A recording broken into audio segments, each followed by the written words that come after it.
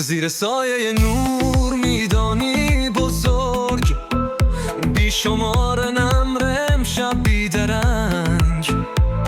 با توپ کنجز ازلی بازی کرد، برنده در هر نبرد هرگز مرد. لیونیل پریشان میدودن در میدانی پرشور و هیجان، با هر گل فریادی در فضا. لیونیل میکند معجزه ها.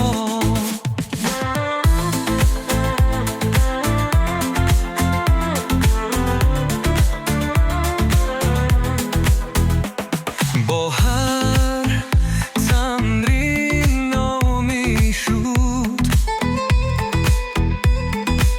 از ضرب طلایی جاودان می شد.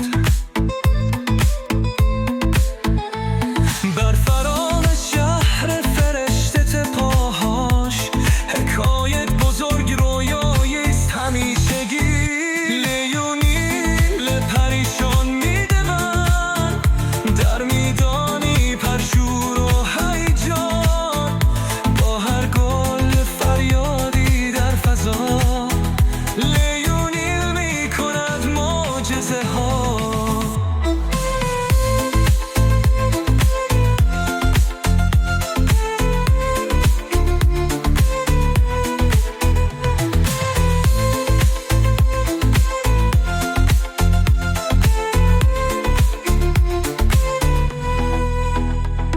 از حریف برد هرگز نمی ترسد، در قلب تمام علاقندان جا دادد. درو برش تماشاچیان آواز می خوانند، با هر حرکت تاریخ را می سازد. لیونیل پریشان می دونند در میدانی پرشور و هیجان، با هر گل فریادی در فضا. لیونیل می کند معجزه ها.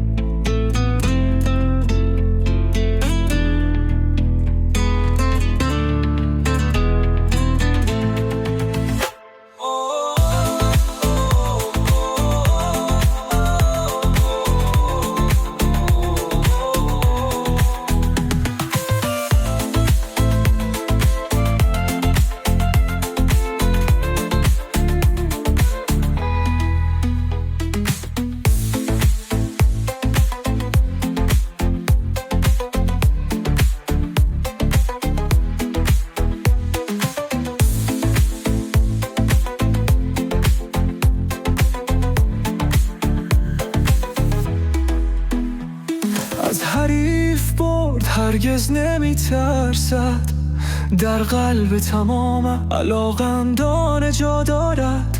دور و برش تماشاچیان آواز می خوانند، با هر حرکت تاریخ را می سازد.